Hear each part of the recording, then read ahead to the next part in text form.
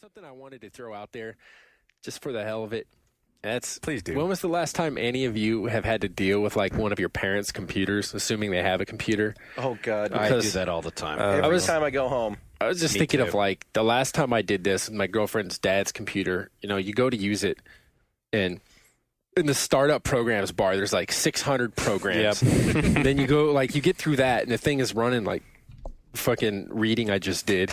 And then after you get it working and you turn on like Internet Explorer, there's like 60 different search windows. There's like an individual search, like an individual search engine for like Viagra. There's an individual one for home loans. There's like one for everything there is. But then, so I offered, I was like, hey man, this is pretty bad. You know, you want me to like do a little work so that when you turn your computer on, you're not like basically trying to run a simulation of I don't know, whatever, World War III or something. He's got a Whopper.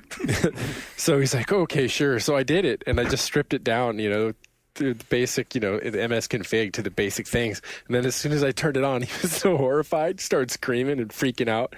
Like, oh my God, what did you do? Because he couldn't figure out that there were like one of the billion colorful like icons all over the desktop is yet another way to get those programs running that are trying to start when you start the computer. So he made me turn it back.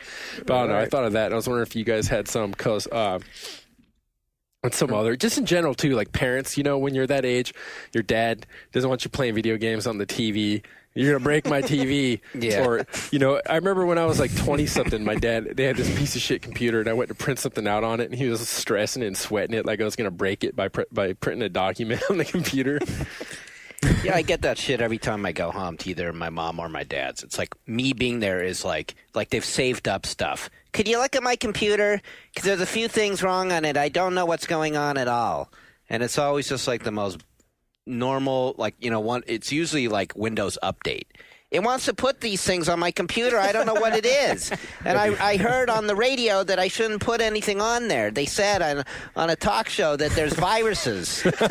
Like, yeah, these are like updates that Windows has put out, so you won't get any. Vista makes it like 10 times worse because it now asks you for permission to do anything. So now you get all super paranoid, I bet, right? Well, like I don't, but I'm sure. Well, I mean, but like then it's just that instead of a Windows update doing it to them on a biannual basis, now every time they try to like do anything.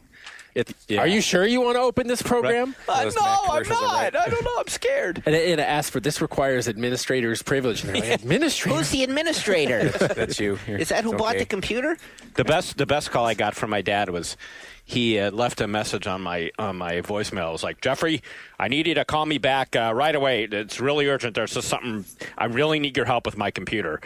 So I call him up, and he tells me that he had I guess one afternoon he had gone to an adult website. Oh shit! Which actually made me proud of my 75-year-old. You might dad. preempt my next story. Dad's still interested. Did I tell the story already? No. I was just about to say something similar, but okay.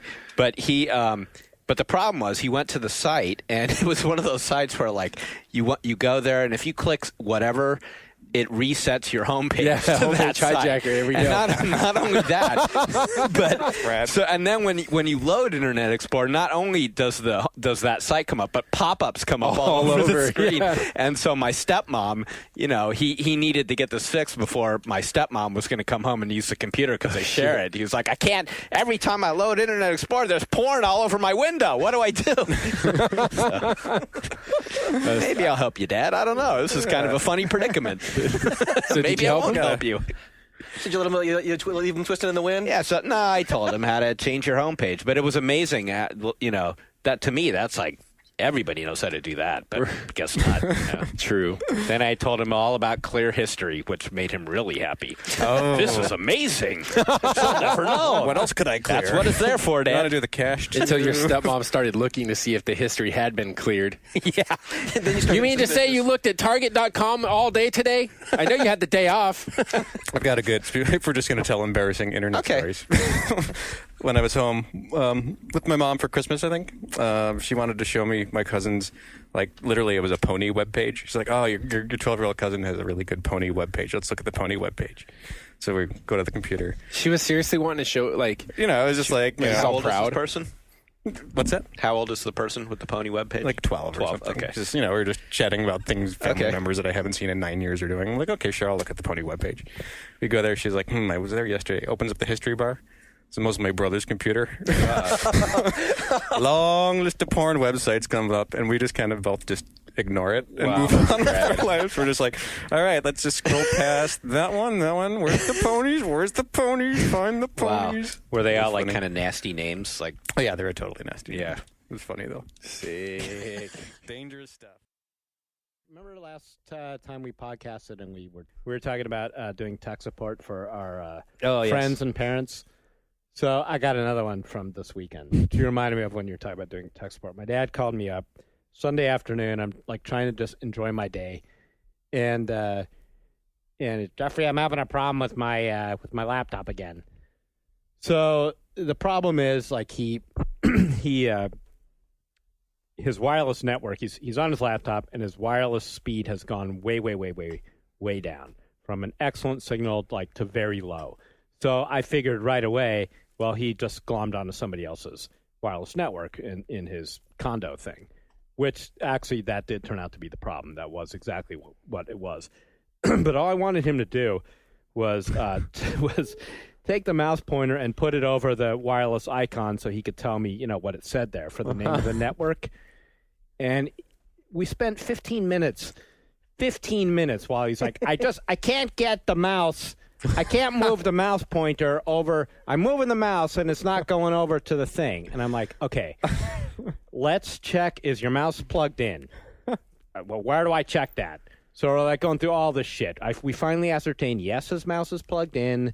It's all hooked up. I had him go into the mouse control panel, all this bullshit. And Mouse control panel. when it was finally all said and done, the reason why he couldn't get the mouse pointer over the icon was because he was moving the mouse to his desktop computer, which was sitting next to his laptop computer. So he was actually moving the wrong mouse around. That was the first 15 minutes. So imagine how long it took to ascertain what wireless network he was on. Yeah. Oh man, you know what? I have infinite respect now for anyone who does phone tech support, like for Dell or whomever. I was thinking that at the time. Holy shit! Yeah. Okay, Dad. Let's start over. Yeah, the mouse, is it in your hands? I just felt like one of those guys, you're talking to from India. Oh god.